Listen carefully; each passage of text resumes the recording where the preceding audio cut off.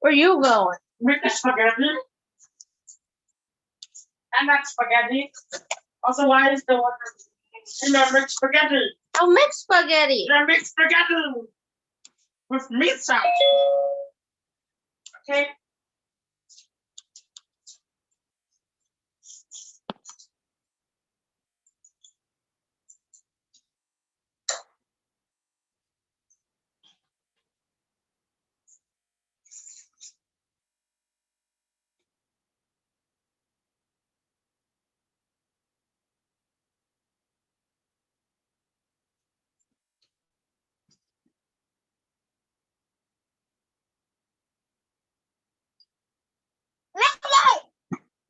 What?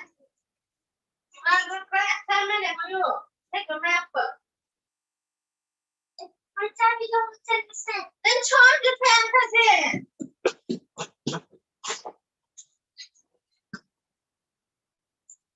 Just need 10 more hours. 10 minutes. Nó mà cái chai được không ạ? No. What did you do to my drink? Huh? No, it was not. What did you do? Nothing.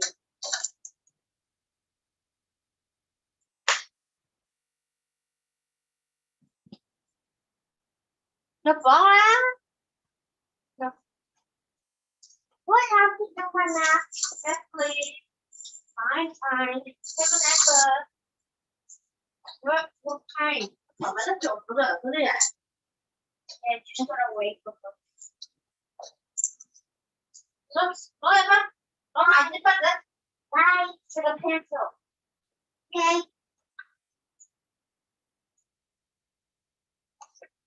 Can you make me food? Make me food. Mandy, how are you? Your teacher said, maybe we want you. Huh? Your teacher said, where are you? What?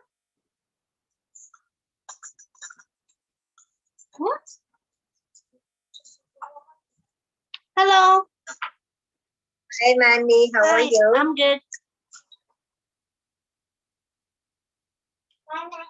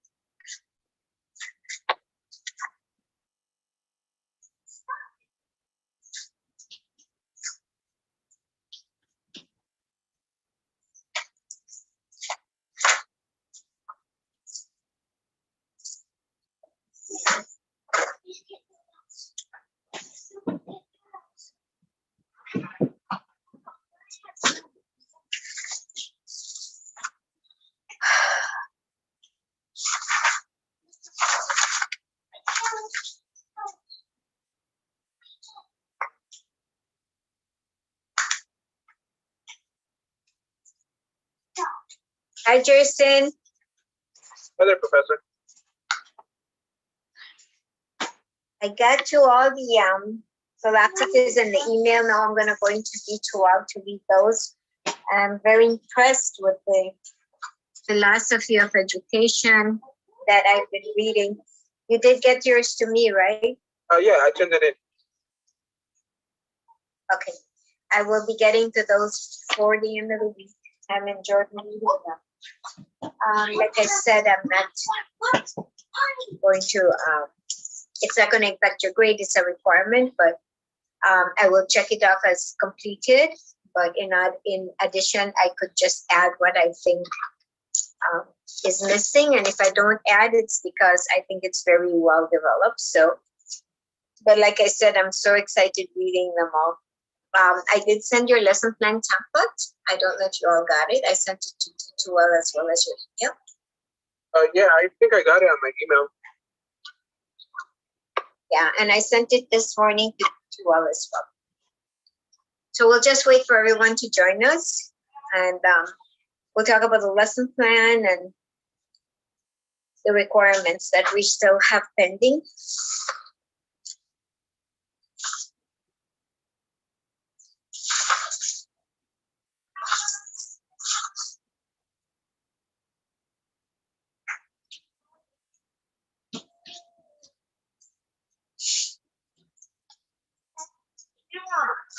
How many is it? Not now.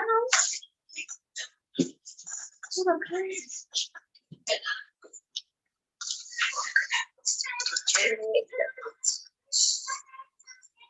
She don't have it. Come on.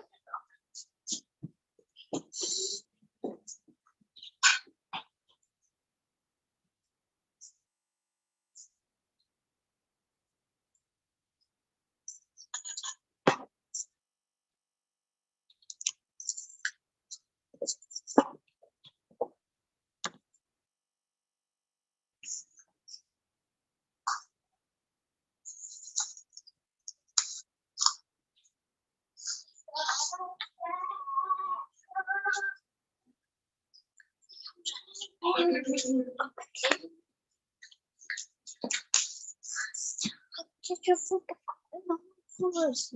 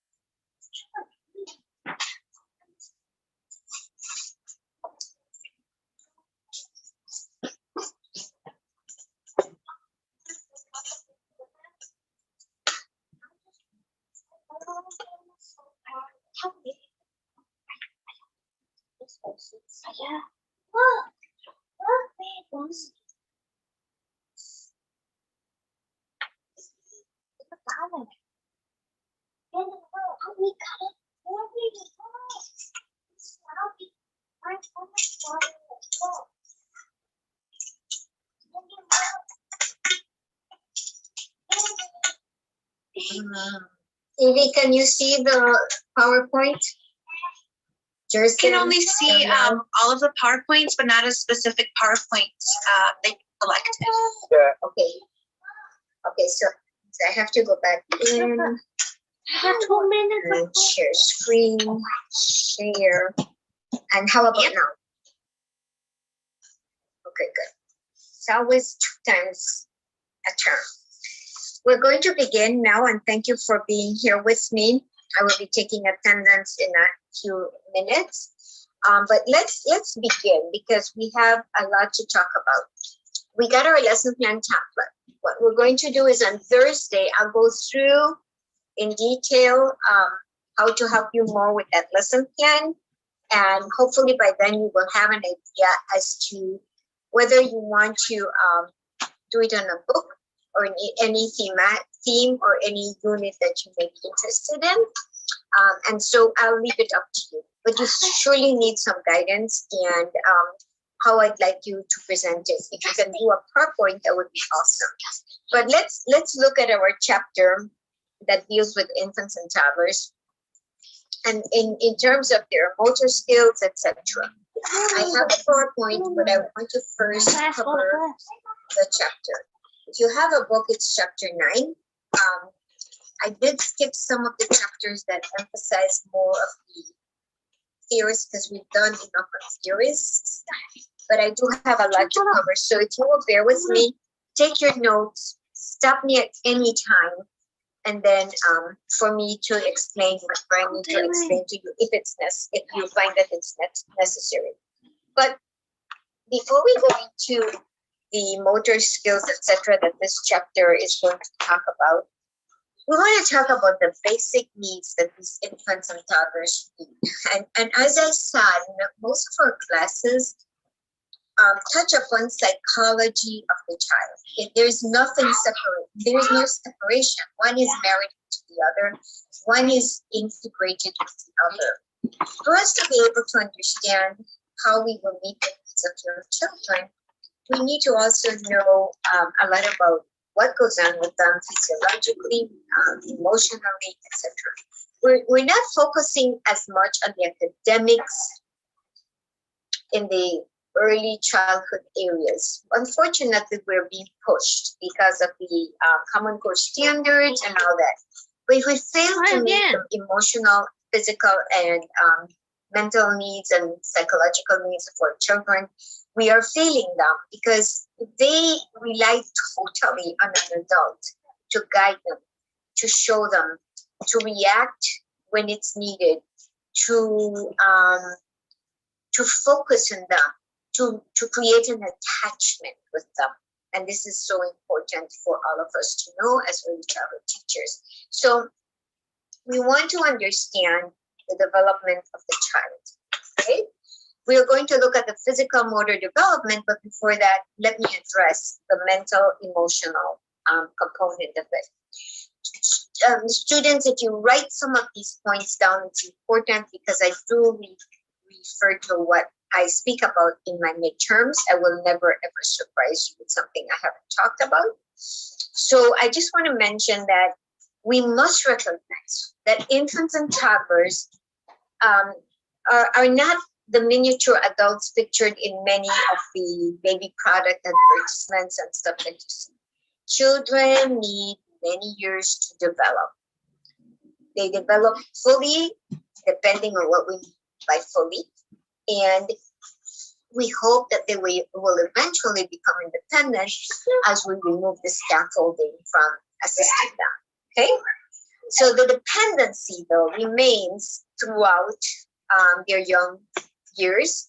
And in order to remove that full dependency, we must first provide them with their emotional needs, their physical needs, from the changing of diapers to the suckling at the bottle, or how we feed the child, to the point that we pull away as a child wants to hold the spoon and feed himself, which is an accomplishment for him or her. However, we need to keep in mind that quote unquote normal growth and development milestones are based on averages. They give you a wide range. When they say the average height, the average weight for this child is so and so. The average development for this child, for a child, is this within this purview.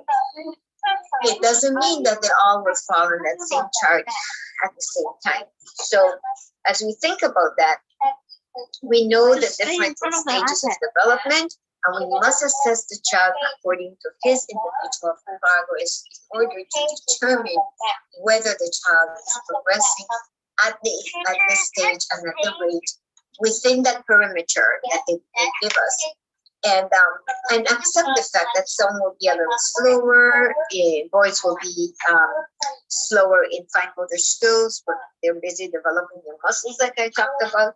But yes, we are not going to immediately discard the fact that because the child is a year and 4 months and he's not doing or she's not doing what the others are doing now, like walking, etc., that we will imagine the worst for the child, because they do give us a wide window. Now, know each child, of course, to wrap up what I just finished saying, as an individual. Understand what his or her developmental preferences are. That word preferences may make you want to ask a question. What do we mean by preferences? Well, the child may want to crawl before he stands up to walk, or the child may choose to just crawl until after 2 years old. But he's very healthy. He's able to capture attention when you are trying to obtain his attention. He's trying to assert himself, but not quite yet ready to stand up and walk. That's fine. As long as the pediatrician says that the child is healthy, his spinal cord is okay and everything. And don't forget, teachers, that these things are inherited. Some of these characteristics and these behaviors are truly, truly inherent. They're not acquired. A child's ability to walk when he's ready, we may think is acquired because we're seeing parents holding the hands up and then having them take their steps and just fall. It is innate. It's when that child is quite ready, and also if members of his family they have walked and talked with the teacher. That is also part of inherent. It's inherent, not acquired necessarily. Now, we could go the other way in that if we keep the child constantly in a high chair, which is not supposed to happen, or we don't allow the child to explore and to walk around and crawl and pull himself up, we could go against what is part of his inherent capabilities. So yeah, we cannot force the child. We should not delay the child. So we all can recognize that. We must care for each child to reach his whole development. His laughter, his movement of his hands and legs and muscles, his joy when he or she sees that the adult is laughing. We want to make sure that the physical, social, emotional, intellectual, and linguistic influence exists there. And the linguistic comes because the child is hearing all the phonemic awareness around her. We need to take into account the gender and the socioeconomic, cultural, and family background. And that is important as well, including nutritional and healthy history. If the child is lacking the proper nutrition, his development, as you know, and this is really psychology 101. So I am so happy that they have put it as a full chapter for us. And this chapter, of course, as I said, is chapter 9. Because like I said, we are constantly learning to understand children, infants, toddlers, because that's our area of expertise, so area that we want to become experts in. So we want to make sure that we take into account his economical status. If people, for example, when I talk about children, envision children in the third world, envision children in a progressive country, envision children in a country that has all three. You have the low income, middle income, and upper income families. But children are children in general. Yet we do know that when children are deprived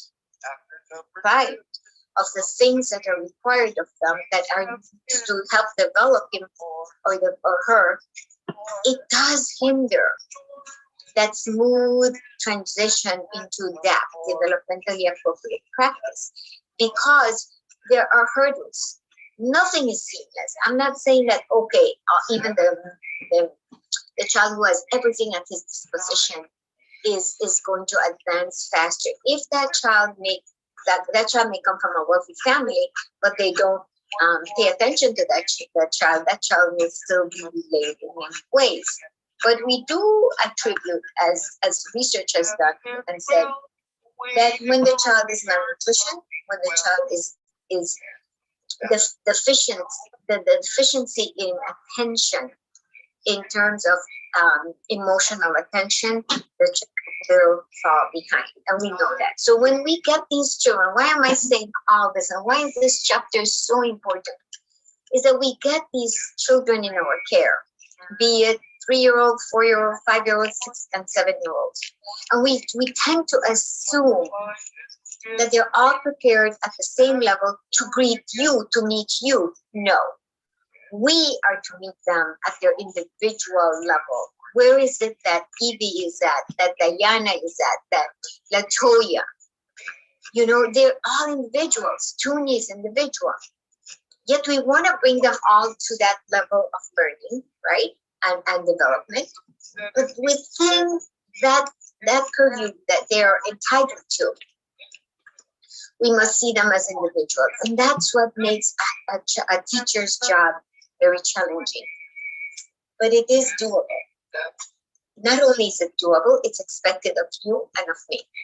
So we're going to actually be cautious, however. Considerations do not become stereotypical. Don't want to stereotype the child.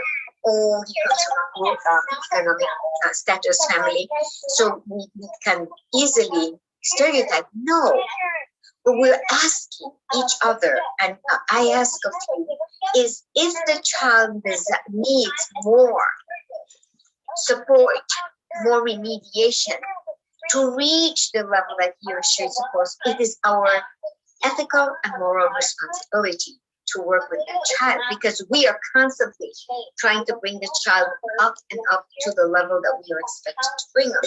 I'm not talking about the child that comes with physical or psychological impairments.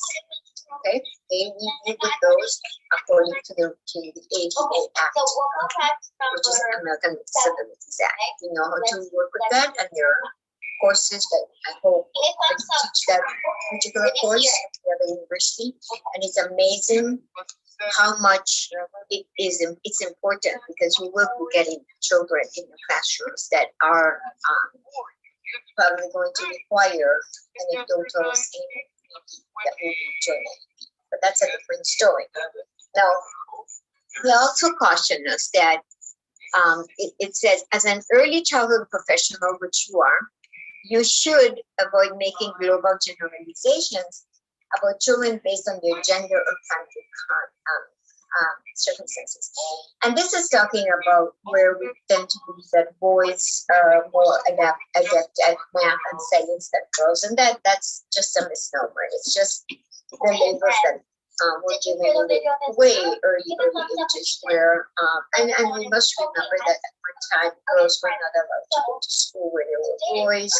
They weren't supposed to mingle with boys. It was church and state rule for these educational institutions. We have then the values and practices also. There were some values and practices that said girls should not even for gymnastics or for physical education, because that's not acceptable for them.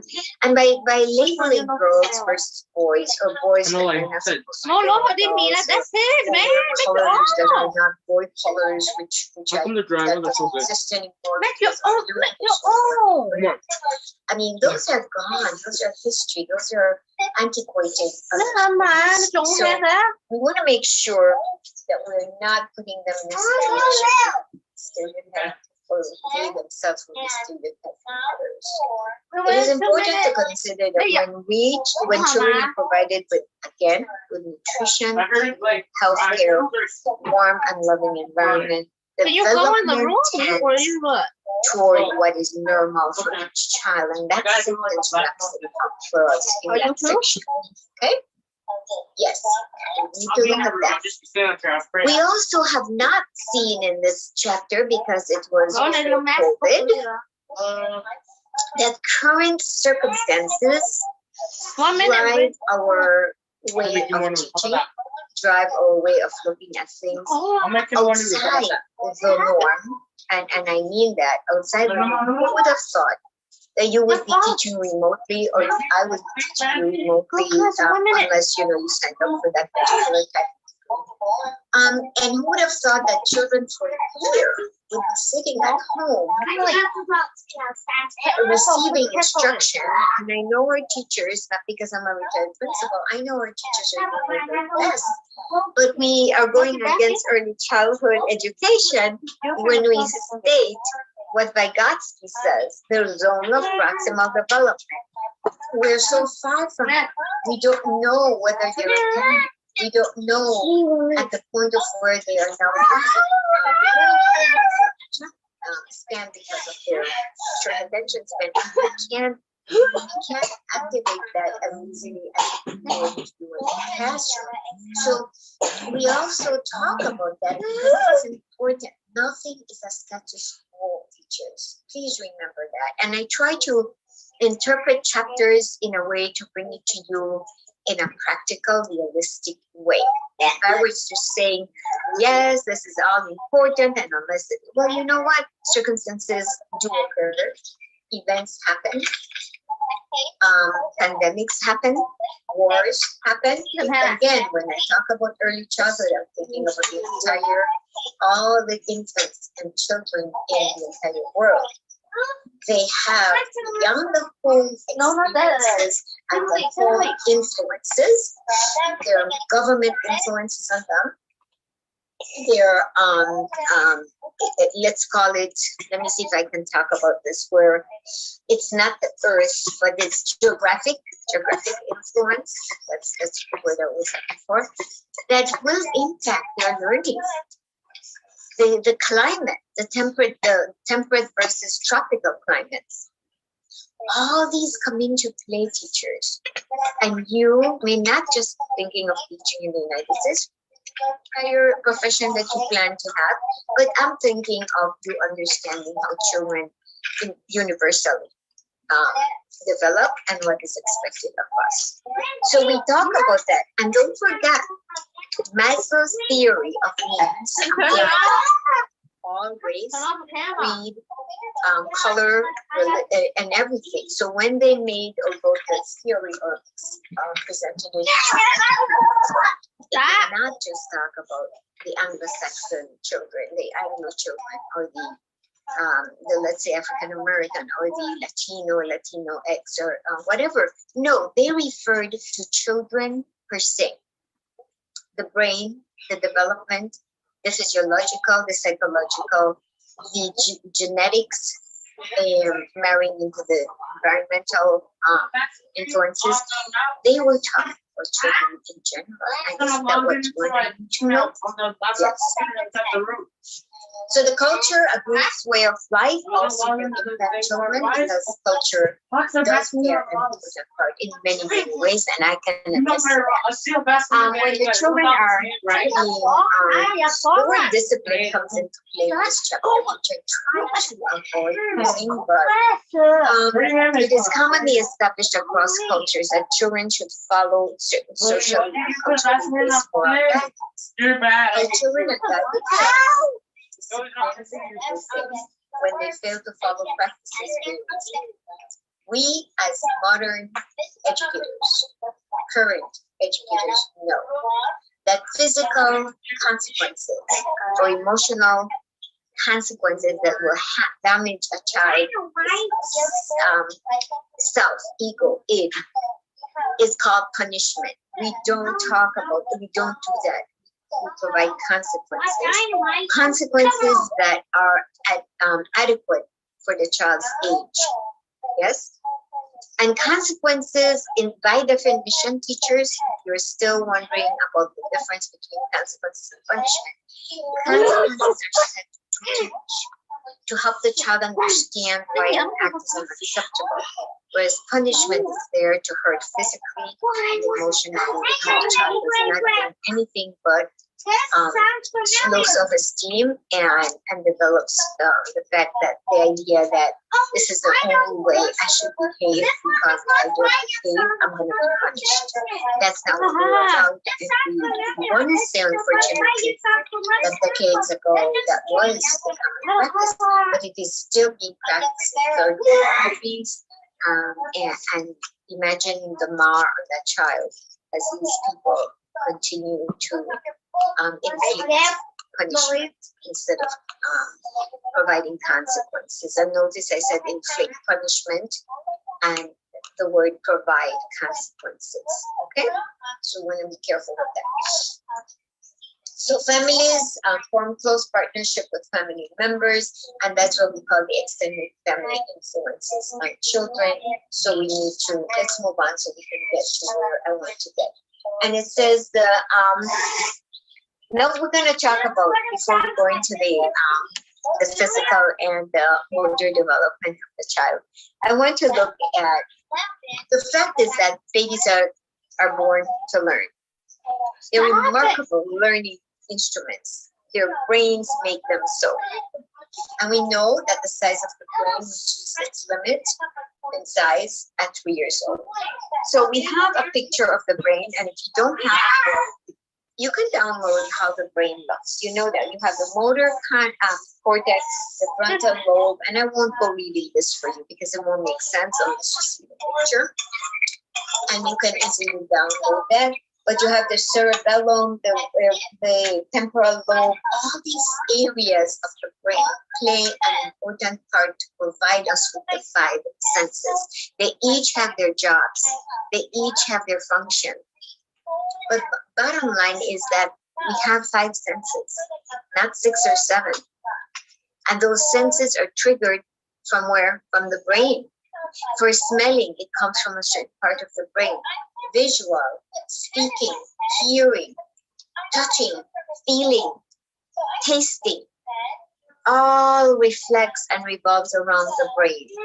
And so as we look at that, we look at the fact that by the time the birth of the child is here, the postnatal stage, the billions of neurons, billions, not millions, but billions of neurons will have formed more than 50 trillion connections or synapses. Synapses, which mean that we have the billion of neurons.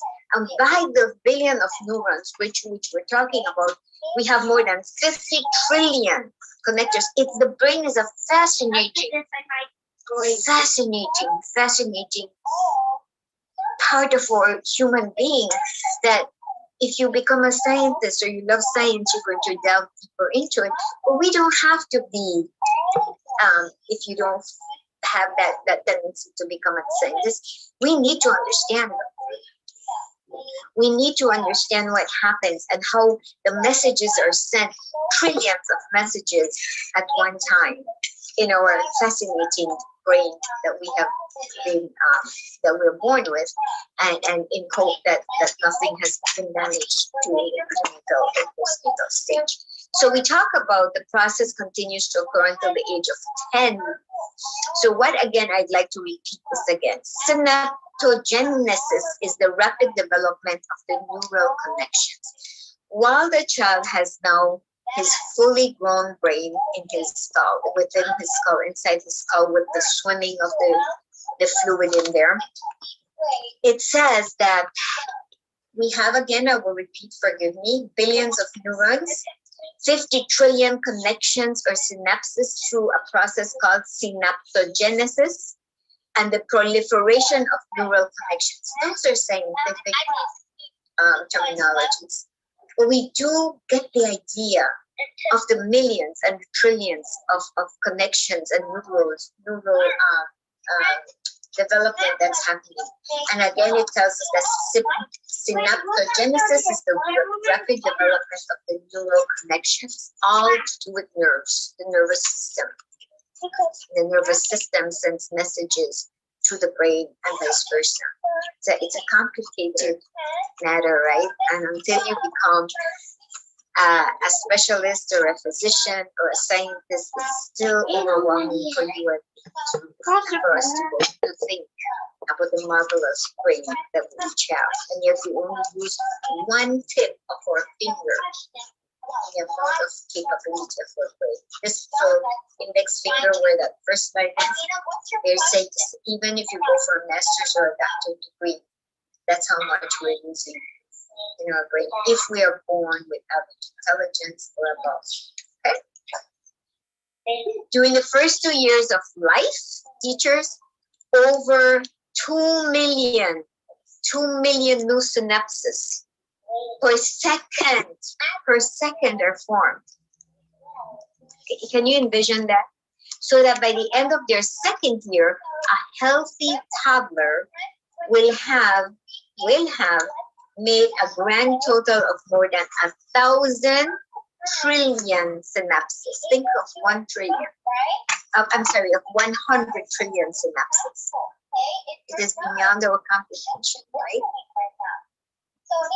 The connections of neural pathways are essential for brain development. Yes, the brains of children who grow an anatomical structure of the development of the brain. Okay, let's cut that part. It says the brains of a child who grow up in poor households that lack basic resources such as stimulation from parents or other caregivers and access to books, games, good nutrition have less brain matter than children who do not. Well, I'd like to add something. And because I've seen wealthy families having nannies raise their children, and they too are missing that stimulation, that package that comes with what the household should be providing. Parents who are wealthy are too busy, either traveling or doing their clubbing or whatever. And I'm not saying that they all are. That would be stereotyping, right? But it is not just the poor that will have these gray areas. So we want to make sure that we don't start stereotyping either, because you have a lot of poor families that will struggle to ensure education for their children, and you have seen the result. You can look around, see how very low income families have raised their children to become contributors to our society. And I will spend a lot of time naming, but you do know that. Okay, the brains of children who grow up in poor households that lack basic resources will continue to form gray areas in those brains. Infants and toddlers whose parents or other caregivers talk with them, it's so important those caregivers to be really, really educated in terms of early childhood and take conversational turns are more likely to develop they will develop vocabulary, they will use a lot of different words, they will increase in their knowledge of their environment, and then they will speak earlier than we can. Not just simple sentences, but complex sentences. But I will go beyond that. The stimulus must be there, whether it's the daycare provider, the home care provider, or the parents. We also have this notion that if the parent is at home all day with the child, yes, the child is maybe receiving that security that he or she may be. But sometimes parents are present, but it's not quality time. It's quantity time. And quantity does not help if there is not quality time embedded there. So we look at it from a broad spectrum. We do not judge, but we understand. All this information, the trillions and billions of neurons, and it is just for us to understand that while we're having these children come to us, a lot of things are going on in here that are automaticity. It's happening. But what we do with that, how we reach out to the child, how we embrace that individual is my point that I'm bringing across to all of you. Okay? They say babies are born to learn. Yes, they are. They're remarkable instruments. Their brains make them so. And it says, children brain develop and their ability to learn throughout life rely on the interplay between nature, genetic inheritance, that's nature, and nurture is the experiences around them. So when you hear nature versus nurturing, that's what they're talking about. They're talking about nature, what they came with, what they inherited with, and this is controlled by 20,000 to 25,000 genes that child has brought with him or her. The genes, 20,000 to 25,000 genes. But the nurture would be the experiences they have and the environment in which they are reared or raised. I'd like to say the environment in which they're raised. So you see, what makes this human person what he is? We're not talking about religion. We're not going to do that. We're talking about the genes that he or she brought, 20,000 to 25,000 genes. And then the moment that postnatal stage is there, the nurturing of that environment is what is going to not create, will form the mold of that child. That's what it is that you're saying. And you understand that. Okay? Yes. Any questions at this time? Any comments? Would anyone like to talk to Ms. Master and say or add to this? Are we there, all of us? Latoya, Hannah, Diana? I'm here. Are you able to follow me? I know I'd like some comments from anyone who's here with me today. Someone, please. Following along.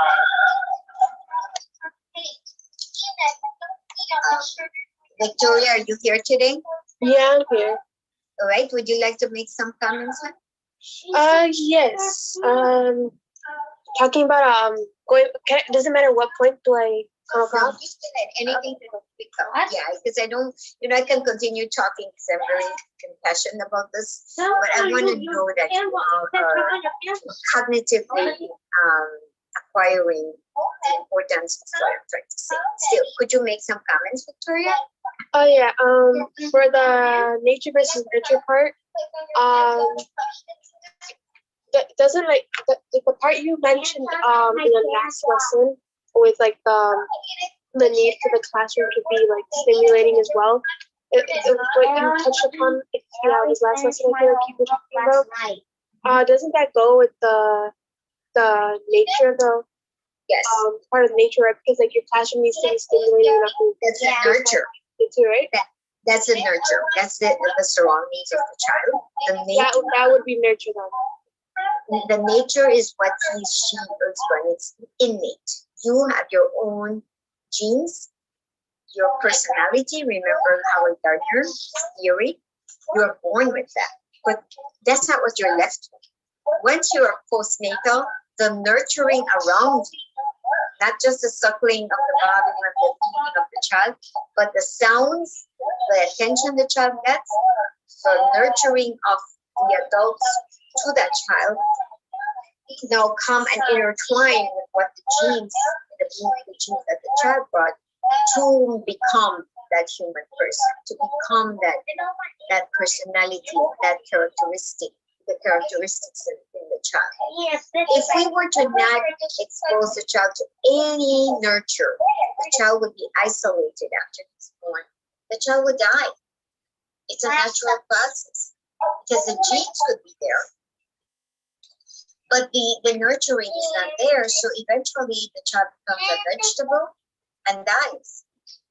Because if the child is not getting love, attention, even the feeding is nurturing. I mean, that's an urgent, important part. So we look at it from that point of view. And let me see, Sarah, are you with me today? Sarah? Yes. Okay, Sarah, would you like to add something to my conversation? I don't really have anything to add. Are you listening though? Are you following Sarah? Yeah. Okay. All right, Ariel, are you able to add something for us? Not at the moment. I'm still like kind of digesting. I still just want to read the chapter before I say anything else on. Okay, but I would hope though that my explaining the chapter the way I is getting to mean more to all of you. Because reading the chapter is going to enhance what I'm saying because I am totally immersed in the chapter. But I just want to ensure students, and you need to reassure me that the way I'm teaching, we are getting information the way it should be. Because I don't read from the book, or if I read a phrase, I need to emphasize it to real things for you. So if you are listening in a passive way, please know that we need to come actively. And I'm not pointing a finger. I'm just hoping that my presentation, because I can't see you, is reaching. That's my concern. Okay? Now remember, I'm sorry? Can I make a quick suggestion? Sure. Maybe if we can have a whiteboard and you can while you're saying class, maybe instead of like the PowerPoint presentations, you can maybe do like points of how do I explain this? Points of importance as to what you're telling us, because it's when you're not that you're doing, not that it's wrong, because I do feel like I'm getting a lot of information, but it's a lot of information. It is. Right, and so maybe we just at least personally, I don't know what the focus of everything. I know that everything's important, but maybe some important Okay, I can do that. But you know what? I want you to also Just hold it there, Mom. it's really true. Shut up, We listen. are university students, because lectures are also geared towards university students. I want to compliment the person that said I want to read the chapter to make it, more. But yes, I promise to get that to you. I haven't touched the PowerPoints yet. I still have the chapter, but it is true. So when I say this is important, I want you to see. I understand what you're saying, hon, but I do know people are at work right now, and I know that you're distracted by some, not all of them. And I respect that because you're taking part in the class, and I'm glad you are. Unlike my evening class, some of you are at work, and I understand that, but I want to make sure that I am getting the important factors and applying them right now, even to your work, early childhood. And I will take all that into consideration and point out the most important things. However, those ions and stuff in the brain, you don't have to memorize that. It was just for us to understand what's happening inside the human brain. You also know that the versus the nature versus the nurturing, that is what you have become, what I have become, what your children will become, the biological children, what your siblings are. So do you see the connection? Yeah, I'll make it.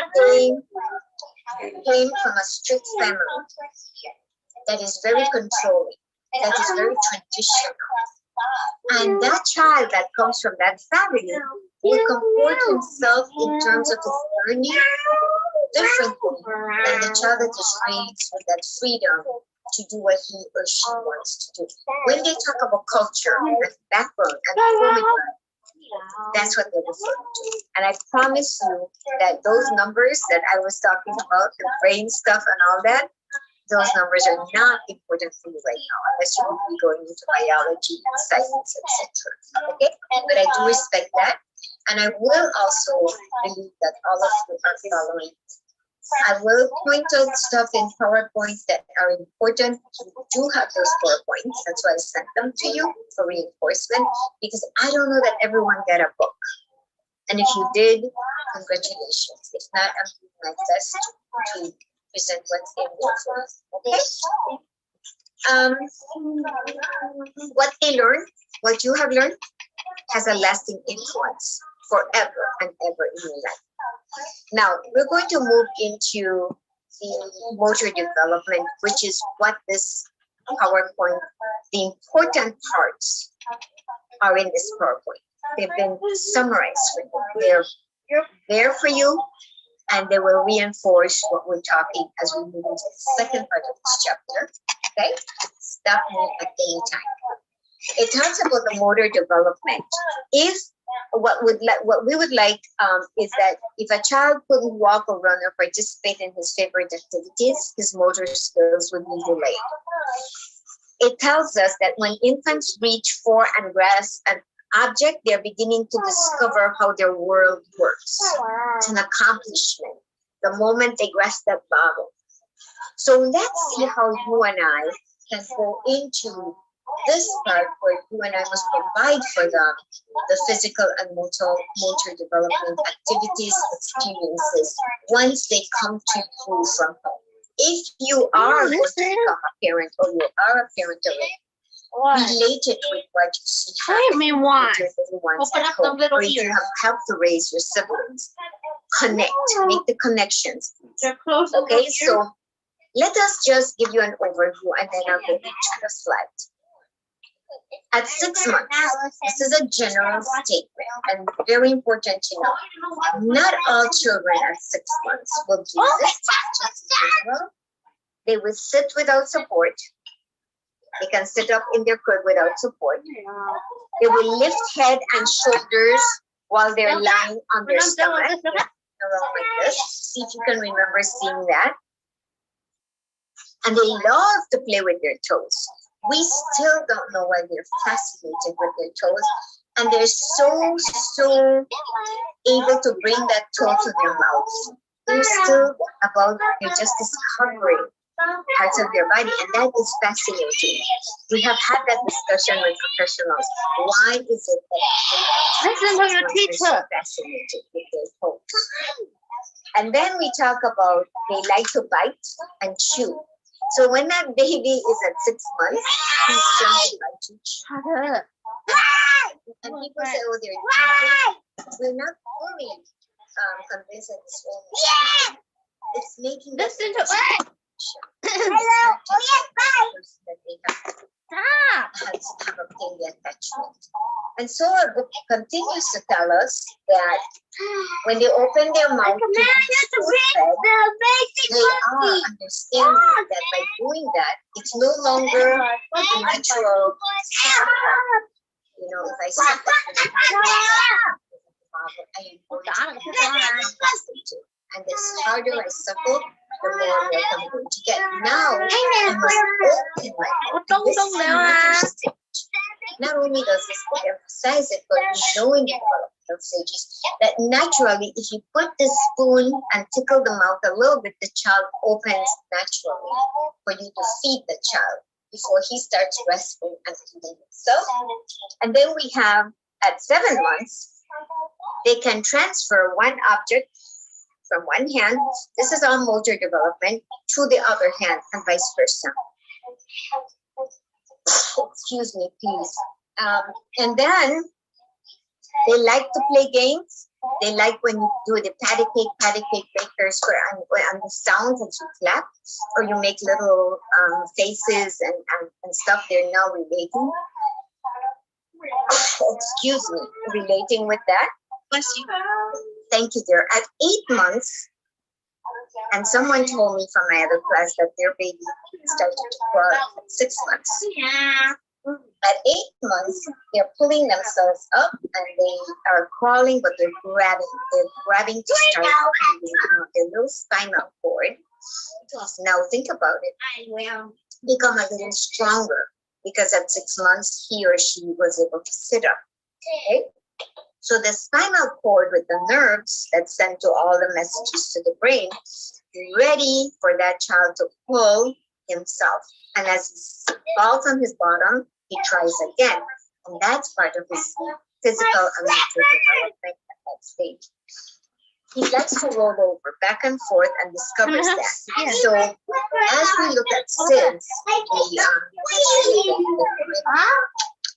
the malady that actually made everyone decide not to put the baby on his stomach to sleep was because that child's brain was not yet developed so that he can move his muscles or anything to turn himself around. Right now at 7 months or 8 months, they can turn themselves around if they're uncomfortable, but still not until they're fully 1 year old. Go away. Because then we know that they're fully able to move themselves around if we are discomfort. So again, at 9 months, they will use their arms and legs and they will kick and they will show excitement with those joints all over the place. If they're happy, they'll even want to dance a little bit to the music. And then they can grasp a little tighter. Now I'm bringing you from 6 months now to 8 months and then 9 months. At 10 months, and this is in general, not all children reach it at that same month, able to release an object voluntarily. So this is where you notice, and please observe it in your daycares this is where they have discovered gravity. They discovered that if they hold a spoon from the high chair that they're eating and they drop it, it went down there, and it's exciting that you can pick it up and give it back to them because they want to do it again and they want to do it again. That's discovering gravity for them. The thing that the researchers have said also is that, yes, allow them to do it 5, 6 times because it's an exciting motor development for them, the eye-hand coordination. And they look at you to see if you're watching and they will drop the object. Once you want to get them away from that activity because they've done enough and you distract them immediately with something else, they forgot that spoon is gone. So not until they're 18 months. 18 months they will start searching for it and insist you give it back to them. So that's how you see them dropping. The toy drops voluntarily. It is part of the discovery of the eye-hand motor coordination. Also, the 11th one, the dog holding on to furniture. At 12 months, this is the whole year-old child, the 1-year-old, will actually pick up, manipulate two objects in one hand. So they can grab 2 small things in one hand, as long as they're not too small for them to put in the mouth. They now have more muscle control in their hand. We also went deeper into this part when I was talking with my round table colleagues up at the same belong to a group that studies the 1 to the 2. One of the things that we noticed when we did the experiment, they brought their children in a circle for us, and the girl was able to grasp. Imagine, the boys have the muscles, but they're not quite developed. So girls were doing the grasping easier than the boys at that age. Because the boys' muscles are so developing, but there's so many different muscles that the hand muscles, the fine motors and the hand muscles are not yet there. The girls, yes, they can even at 3, 4 use a pair of scissors that's safe and cut. So we were watching that as we looked at this development stage in the 1-year-old. When you become teachers, fully fledged teachers, when you go into a book review with your colleagues or at the club, try to not just do famous novels, whether they're mystery or whatever. Form a group that will be interested in the area of development that you're interested in. Okay, right now you're early childhood. Get a group of people that will question things and will be observing. They used my own daughter when she was little at Northeastern. She was a 2-year-old that was toddler age we were studying, and I will never forget Dr. Buckman asked me to bring my Nimian. And we observed her, and we observed other 2-year-olds, and we made a comparison, not using names, but we saw a lot of similarities among the girls and differences among the boys, girls and boys when we picture them. So this has been a passion for me from I was beginning to study to become a teacher. All ages I was interested in, but as I had my child, I started focusing on these things. Books will tell you. Books are just supplemental resources for you. You need to look at it in practice, draw your own conclusion, come up with data, observational data, as well as research, and meet with people in your profession that have the same passion to learn what you are trying to excel. Okay, so I'm going to leave you with that for a few minutes and then see if you have any comments or any questions. The book brings us to the 18-month and the 24 months, which is now considered your toddler age. The toddler, 18 months, are trying to crawl up and down the stairs and walk and get down the stairs with their bottoms, using their seats. to move up and down, to move down, and they're very adept at it. And the faster they go, the more excited they have become because they have accomplished another milieu in their lives. So we're going to pause here for a minute, and not going to toilet training because I want to see what our PowerPoint has. Any comments? Please stop me at any time. Okay. So let's see. I have something to say. And sorry for the background noise, but I worked in a daycare like 2 years ago, and I worked in the 1-year-old section, and there was this little girl that like she was I think 1.5, and she couldn't even crawl. Like when you picked her up, her body went limp, and you could tell that there was just no motor, there was nothing. And her parents were just like, oh, she needs more time, and like the directors were like, I think it's best if you take her to see like a physical therapist or something so they can evaluate her.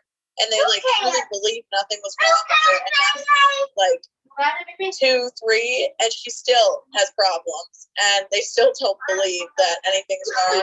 And it's just sad because like the child could have gotten help way sooner. Sure. And is this child appearing to be malnourished? Not that you can diagnose, but just for our conversation, because we can't tell the parent this. We can recommend that the and whoever the director is, this should have been documented. Yeah. And so, may I ask you, does the child appear to be malnourished?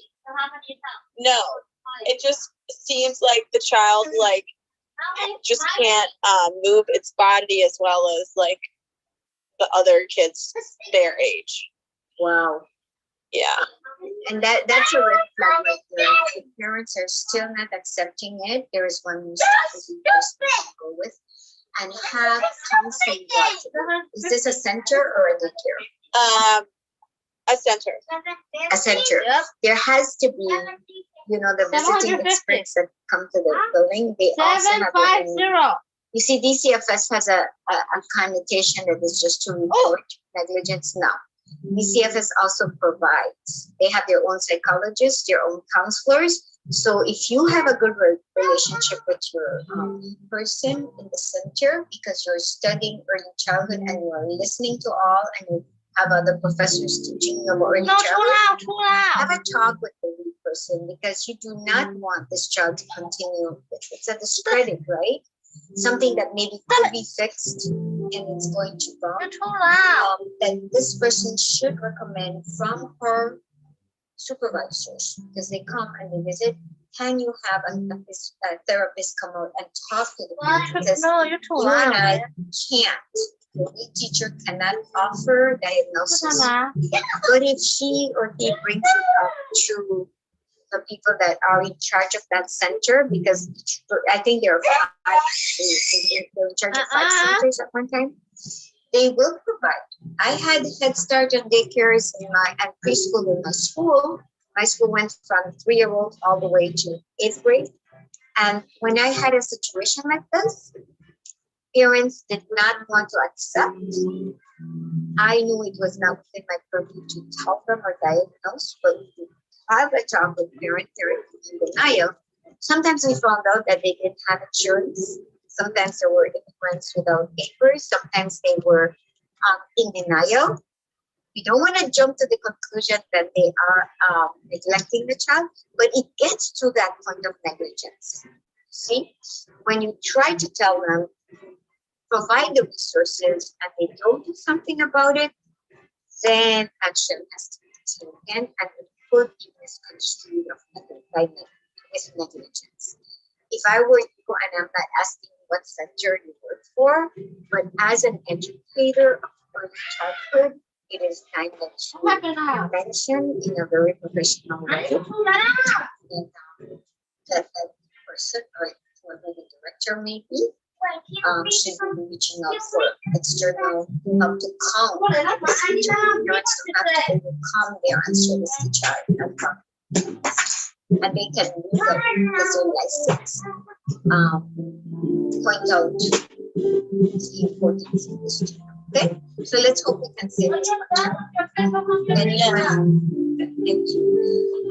So okay, here they talk about the motor abilities, and as they are developing motor abilities, the cognition is there. The messages are going to the brain. I can move. I can put my right foot before my left foot or my left foot before my right foot to walk. I can also slide down the stairs because I still don't feel confident. I use my bottom. And that's all this that's happening here. Is they're remembering, they're understanding. Sometimes they tend to want to climb over the crib. And so we have to be very careful. And that happens right after they're 12 months old, sometimes before. So the messages are sent. I could produce, and there's no way. They don't have a circle. It's a discovery, and that's how it goes. The brain research shows that the greatest portion of a child's day should be spent what? Doing what? What do you think? What does our PowerPoint tell us? Physical activity. Yeah, remember that 350 is like that 750, right? They don't have three And I like smileys to and half a put practicing too. 350. We're learning. I had a gym teacher in my school. I don't know if I mentioned that I Three was smileys and half a smiley. So 4 smileys in total, but half of one. Years, so I got to know my teachers, and we didn't You have want 4 smileys, but the fourth one is half a smile. assistance there, which is good, and then I was very grateful. My gym teacher was marvelous, and he had, as he got older, a child, and the wife was younger, but she was also a psychologist going to work every single day, and he was at school every single day. So they had a center that they chose close to my school, within maybe 10 minutes away. And they were taking this little girl, this baby, 8 months, 12 months, whatever, and up to a year. And they noticed that the development of this child had been delayed. The child was not attempting to walk or whatever. And a year, the baby, and I said, "How is she doing?" And he was, "I'm concerned." So during lunchtime, his lunchtime, which was short, we still had closed campus at that time, not open campus for an hour of lunch. But during his prep period, he asked for permission to go visit the center. And I would say, go surprise them at different time of the day. So swipe out, because it's legal, and when you come back, you swipe in as long as you're back to your classes. Because we were concerned about this child. And when he got there that day, it was about 10. The baby was still sitting in the high chair, put her in when he got there. Didn't say anything. He documented it as I advised him. 2 days later, he went at a different time. The child was still sitting. Not only his child, but most of the babies. That they were short-handed, so they didn't want to hire additional personnel, yet they were being paid for that. And they were paying a lot of money weekly. And soon he had enough data to show that in his different days and different visits and different time, not only his child, but other children were sitting in high chair for a long period of time. And the babies couldn't explain this. So we continued with that. And of course, they called the CFS on them. And they did shut down. They not just give them a warning because they had been reported before. You see? And imagine how many of these fall through the cracks. If I did not initiate for him swipe out and to go and surprise visit, which he has a right to do, he would not have figured, and his wife was a psychologist, was saying this is not proper. What's happening? Well, he had more flexibility in going, and we got that straightened out. But imagine how many children are being neglected and not given the opportunity to spend a lot of physical activity while they were at their centers, daycares, or wherever with child care. So learning and cognitive development are affected by his physical growth. With a lot of activities, teachers, the child is not going to cognitively develop. Self-esteem will be down to nothing, and the child will not be able to do the activities that are of the norm for that age. So you see how everything is impacted. So what movement exploration, the child learns to solve problems. If the word solving problems can be a little bit emphasized here, but they discover, that if they hold on, they're not going to fall on their butts. They're discovering, they're problem solving. They figure, if I can grab this off the table, and this is a tablecloth that's sticking down, I'm going to actually bring this cloth to me, despite the fact that things are on top of it. But they're discovering, and now they're going to problem solve by climbing on the chair, getting on the table, etc. And that's a natural reaction. You have to be very careful, because that's the dangerous stage. So we want them to cooperate with others, but that's a harsh word again. When they're told they don't want to cooperate, this is the dangerous stage. 3-year-olds, yeah, you want to, but it's not that we let 2-year-old do whatever. We have to have what you call reverse psychology with them. Okay? So we're sitting with the 2 3-year-olds, or the 3 2-year-olds, I'm sorry. And it is actually important for them to grab onto their objects. Don't you dare touch it, because I'm going to grab it back and I'm going to make faces at you. So what we do is we sit in that circle with them and we direct them a little bit, and we say, Sammy, and very sweetly, Sammy, you play with the bear, the teddy bear, and let Susie have the tiger or whatever. And now this switch, and you make a game out of it, then it becomes something that the child is not afraid to release. When the child holds on and has a fit at that age too, it's because he or she feels that you are taking his prized possession away. And that is a normal reaction. And the reason I bring this up is that we don't want to keep it going when in fact they could be enjoying each other's company and sharing, but we have to guide them with that. The 3-year-old is already articulated. No, I don't want Ariel in my group today. Ariel, no, you can't play. And then tomorrow, Ariel, do you want to come and play with us? So they vacillate. You know, they're now in complete autonomy, they think, of the people around them. And it comes, unless the child is an intrapersonal, not interpersonal. The intrapersonal will just sit there and accept that interpersonal's directions. And at 3 years old, watch them. They're showing Gardner's theory of multiple intelligences and their personality coming out. And you will see who that person, not aggressive, but that leadership in that child. Whereas the intra is just going to accept it. And usually watch where they fall into the, in terms of the family. Are they the youngest, the second to the youngest, or the oldest, or the middle child? And you must be curious.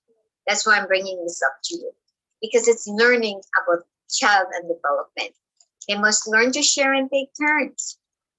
Allow them to self-express. They gain confidence from there, and they also refine their motor skills. Okay, so let's go down to this very quickly and see if we are repeating a few things from what we talked about. And we know this, everyday life.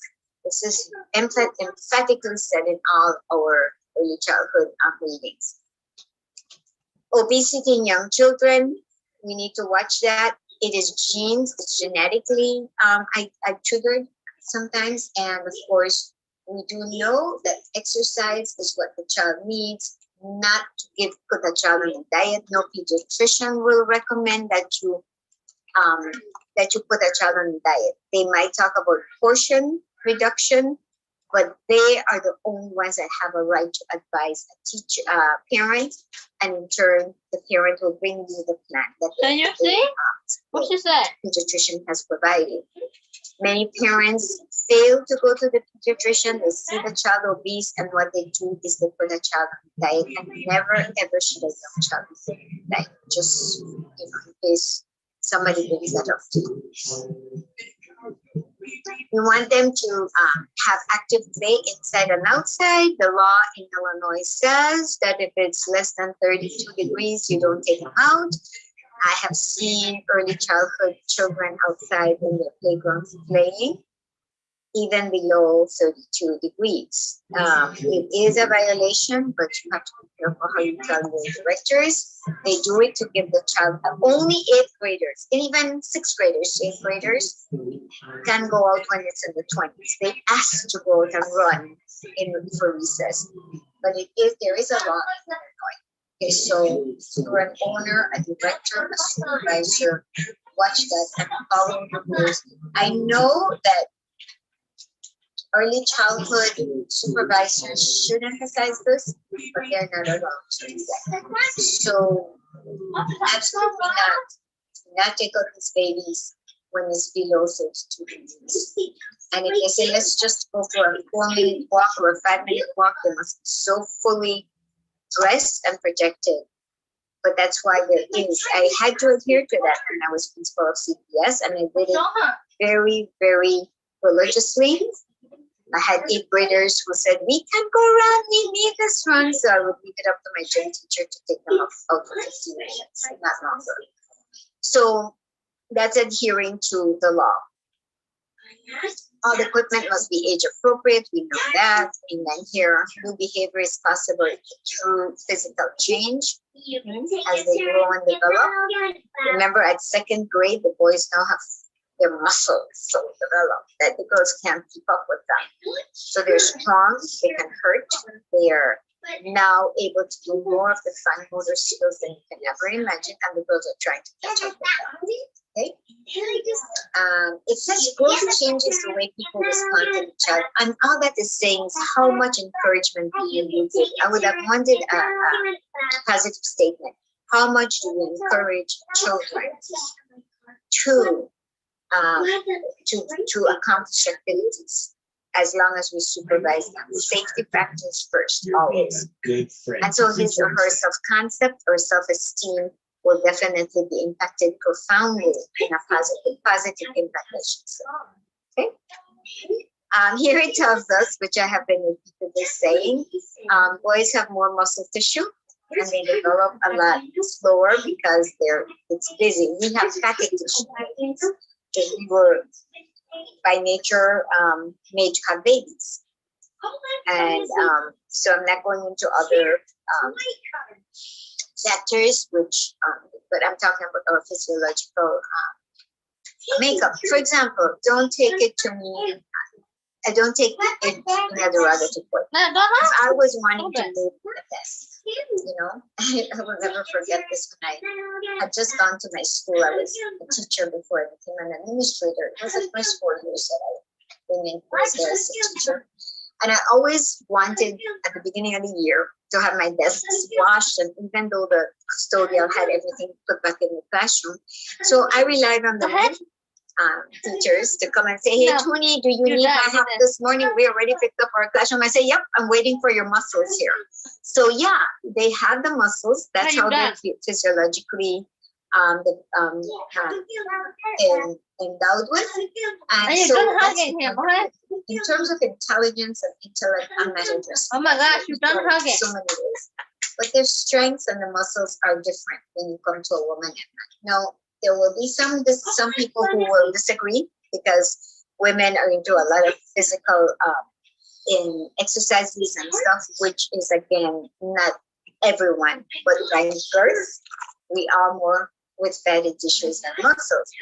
And here it says girls mature earlier for their age, I should add, and their growth is more regular. And the right said Asian infants tend to develop earlier but are smaller than Euro-American babies. That I don't know. I question that. Why? And is this up to date? Why are they developing earlier? Well, one of my colleagues in my discussion said, remember, they are brought to a lot of the Asian children. Parents both are working. Sometimes they're bringing them to their centers at 5 a.m. They're not up till 9 at night, because there is a drive to make money in some cultures, right? And this was brought up in a discussion because we questioned this. And yes, they become a part of a large group, and a lot of interaction and social development is there, and that's what they were attributing to it. But Euro-American babies, is it because we are focusing on what? On the material things, on providing them with things they really don't need? We don't know. But they have done a study, and I'm not, as a curious educator, I'm still not satisfied with my discussion. Why, how they came to that conclusion. more information. Even though the rate of growth may differ, the sequence is the same. That is true. Always keep in mind wide differences in growth patterns and genes. Don't forget. Okay, the smallest and the less I'm not tall. I'm definitely the shortest in my family. I have siblings that are tall, but my mom is not a tall person. She's just 5'6", and I got even less than that, but it is part of my genes. So again, we have to take that into consideration. There is an argument, in case you're interested, that the milk has a lot of hormones that we feed children today. So if parents are wondering, where did this one get this height from? Mom and dad are not that tall. Uncles are not that tall. Well, some of these studies are being attributed to the fact that we are eating food with lots of hormones.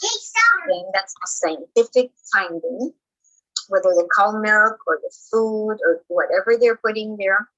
And that could be a factor that has contributed to fast growth or whatever.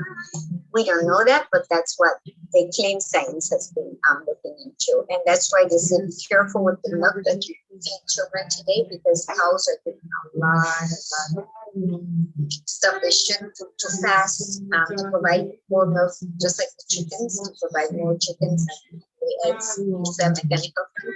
And that could be effective. So diet is a lot to do with it. Okay, modify activities, improve stress, gross motor, and fine motor skills.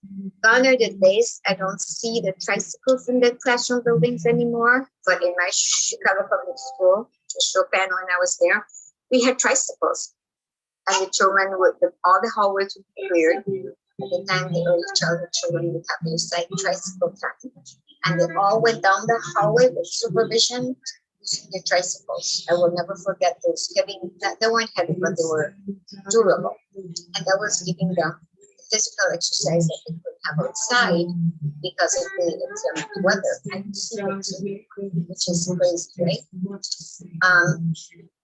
So the motor skills, maturation, for their age, their experiences they bring with them, and all the activities that we provide for them. These are all repetitive movements, so that the large parts of the body, that's the motor, gross motor skills. We know that. The fine motor skills are the fine hand muscles, etc. The perceptual motor development, remember what I told you, teachers, that their eye muscles don't develop until they're fully developed until they're in second grade, which is what, 7 years old? So between 6 and 7, they're almost reaching that full development of the eye muscle. And then that's where we can have them copy from up to down. We talk about that a lot. And then we have the perceptual, the spatial awareness. Remember, they don't reach that yet. When you give a 6-month-old child something to hold at the tray, try to put it on the other side of the tray, because the eye hand is not coordinated and they will drop it. So they're not doing it on purpose unless they like the sound of the spoon. I'm just talking that if they are holding a bottle, they want to set it down, sometimes they overextend and they set it over the tray. And that's because the eye hand coordination is not there.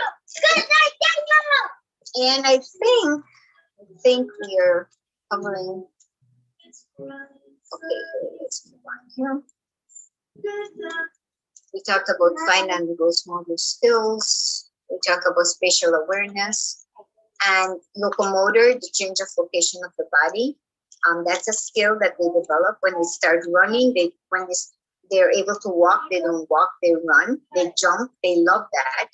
The non-locomotor movements that require a degree of balancing. Sometimes they are teaching them to stand on the left foot, stand on the right foot, etc.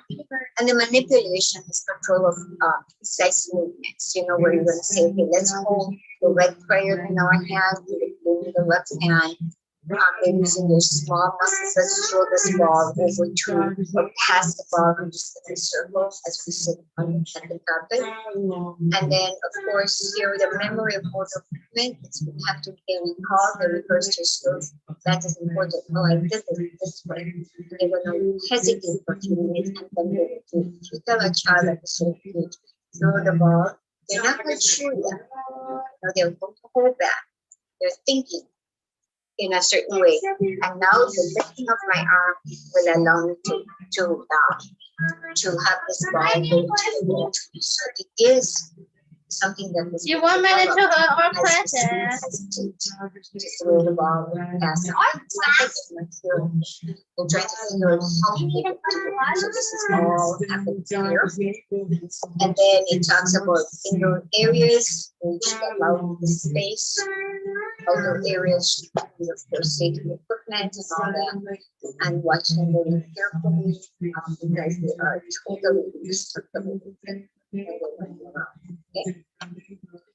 And of course, finger plates, get on the coats and jackets, scarves are great for both fine and motor. Let's take our scarf off. We're allowing them to do that, not just to teach them, but they're using their financial skills. So try to discourage people who are constantly doing things for them when they have reached that stage that they can do it for themselves. Okay, and I'm gonna stop here. Safe and challenging environment, playground enrichment, all the equipment must lend themselves to the age of the child. And young children spend most of their days using the bodies to play and learn. Planning for the physical self is challenging and fun. I will leave you with that.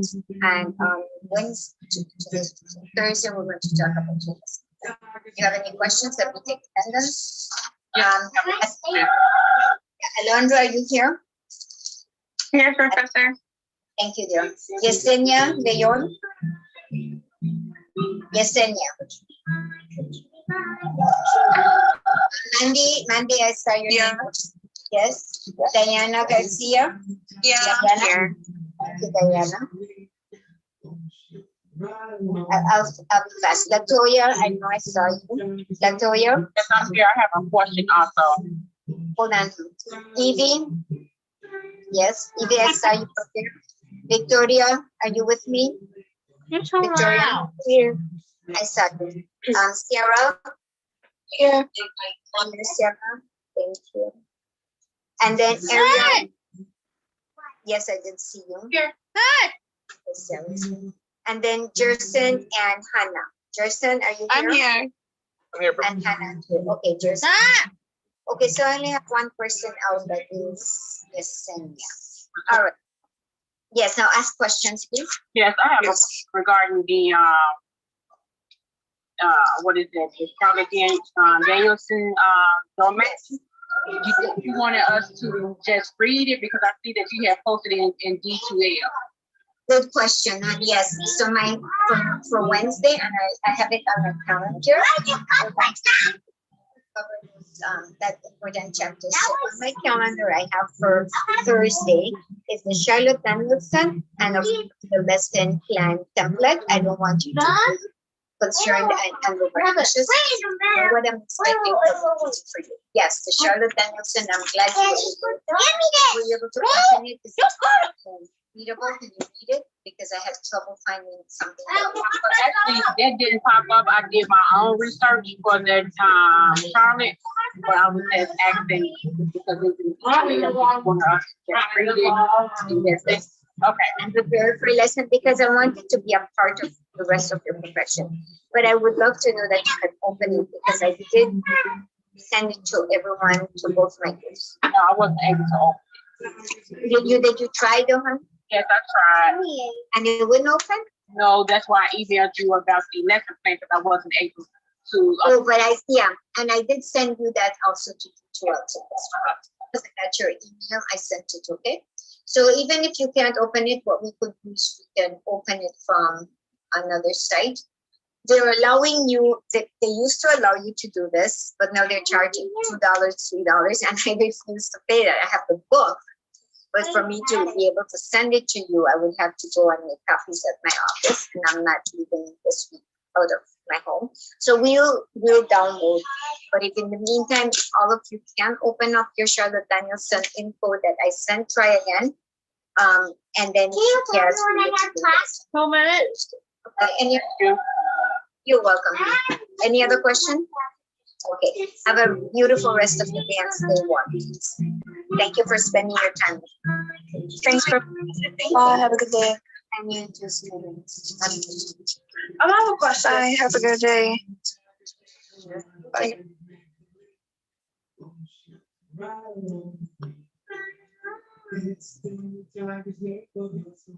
1 minute, you.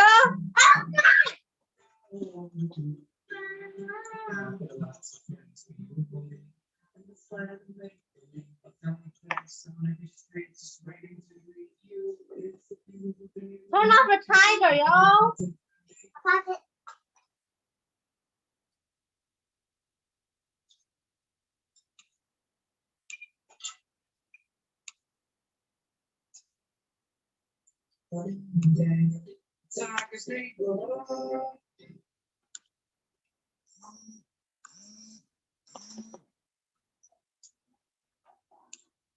It's a beautiful day in the neighborhood.